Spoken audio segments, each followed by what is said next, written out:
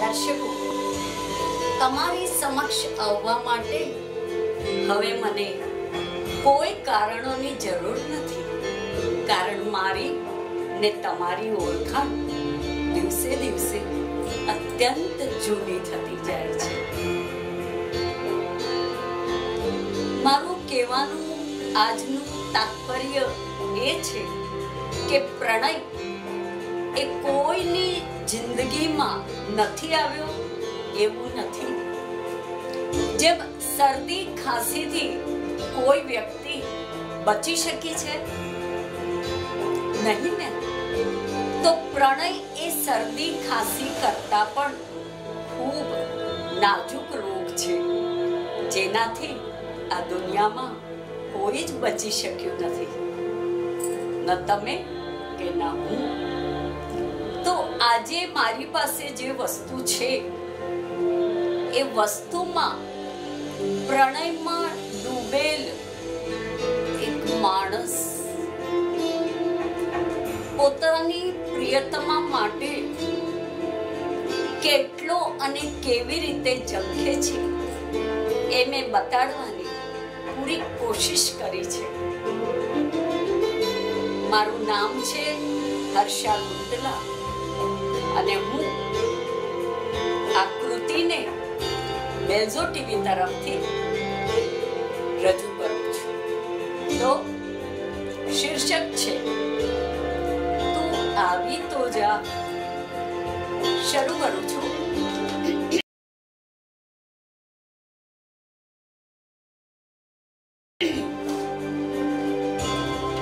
સખી, તારા નામની તખતી દિલ પર કોતરાવવા માંગુ છું અને તેમાં તારી પસંદગીના કાળા સફેદ રંગોની લાઈન મારવા માંગુ છું. પણ તું આવી તો જા વાલી. તારી લાંબી આંગળીઓમાં મારી આંગળીઓને પરોવવા માંગુ છું.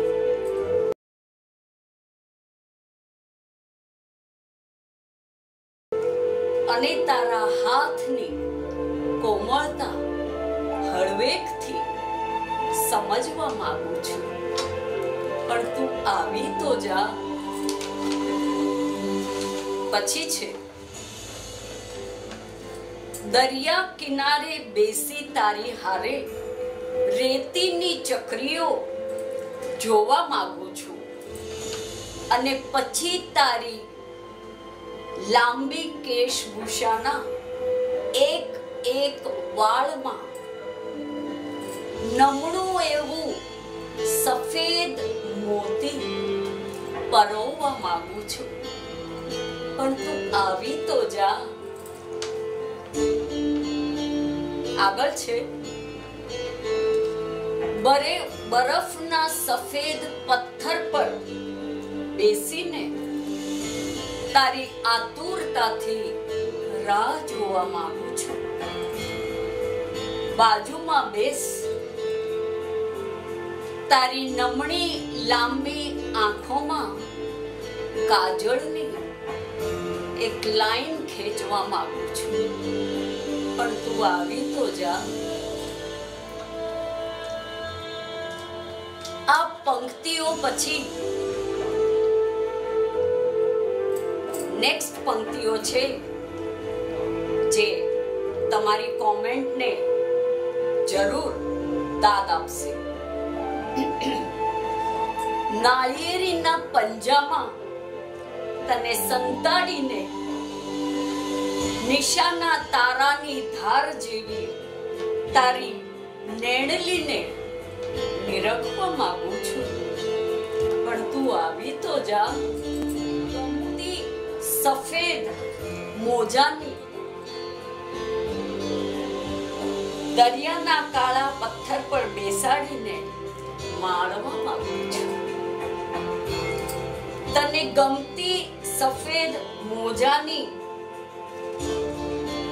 માળા દરિયાના કાળા પથ્થર પર બેસીને માણવા માંગુ છું. પણ તું આવી તો જા.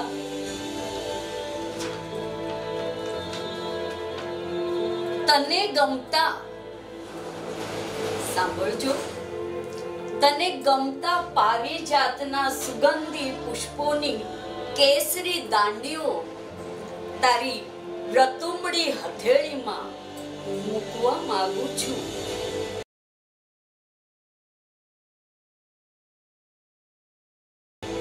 શું કીધું મેં? તને ગમતા પારિજાતના સુગંધી પુષ્પોની કેસરી દાંડીઓ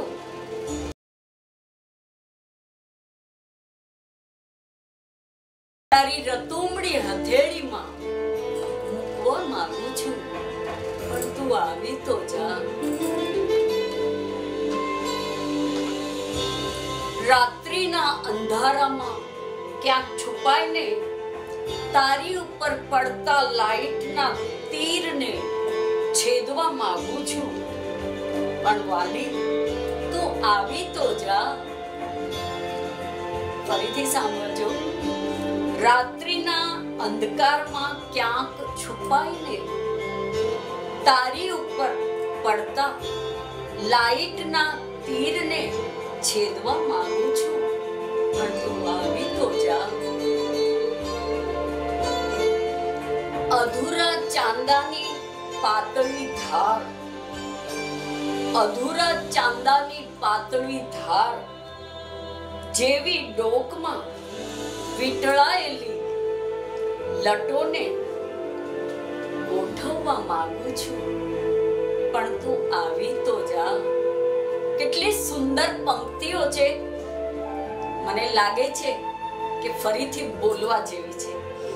અધૂરા ચાંદાની પાતળી ધાર જેવી ડોકમાં વીંટળાયેલી લટોને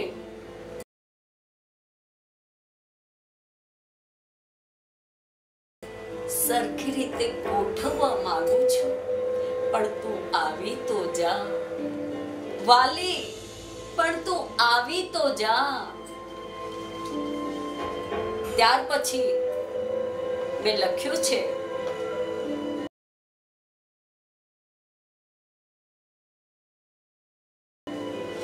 તારા સુંદર ચરણોને, તારા સુંદર ચરણોને હથેળી પર ઝીલવા માંગુ છું, અને પછી ઘેરી લાલ મહેંદી તેના પર ચિતરવા માંગુ છું.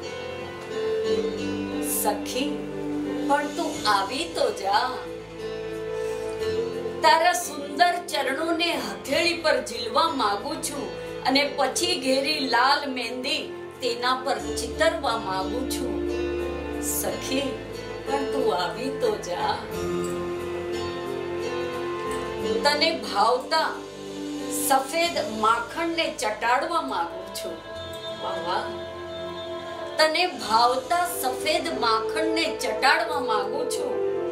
તેની પર એલચીના કાળા દાણા સજાવવા માંગુ છું, પણ તું આવી તો જા. કવિને ખબર છે કે તેની પ્રેમિકાને સફેદ અને કાળો રંગ ખૂબ જ પ્રિય છે. તેથી કહે છે, તને ભાવતા સફેદ માખણને ચટાડવા માંગુ છું, અને તેની પર એલચીના કાળા દાણા સજાવવા માંગુ છું.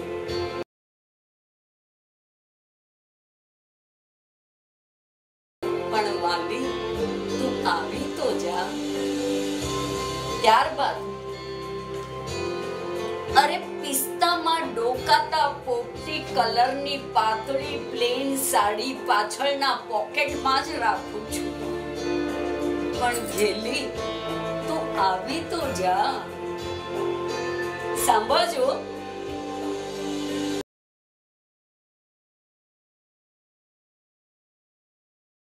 અરે પિસ્તામાં ડોકાતા પોપટી કલરની પાતળી પ્લેન સાડી પાછળના પોકેટમાં જ રાખું છું, પણ ઘેલી તું આવી તો જા. પછી છે બહુ જ સુંદર કેટલીક પંક્તિઓ છે.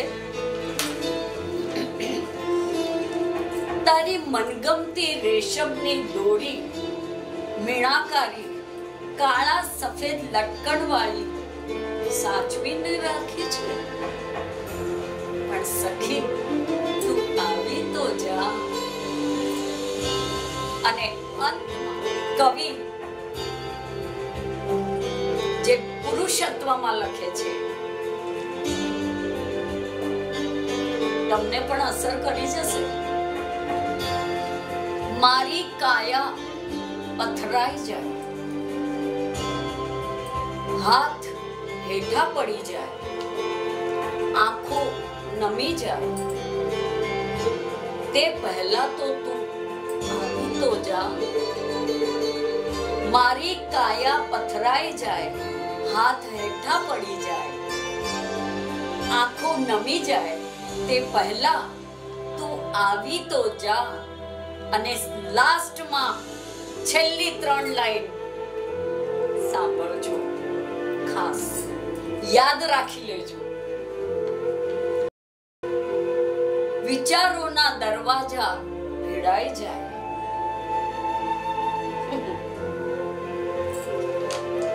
વિચારોના દરવાજા ભીડાઈ જાય, અંગૂઠા બંધાઈ જાય,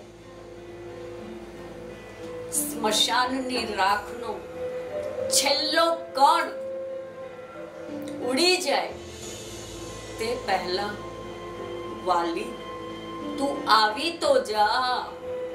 છેલ્લી પંક્તિ હું ફરીવાર રિપીટ કરું છું, ખાસ યાદ રાખજો.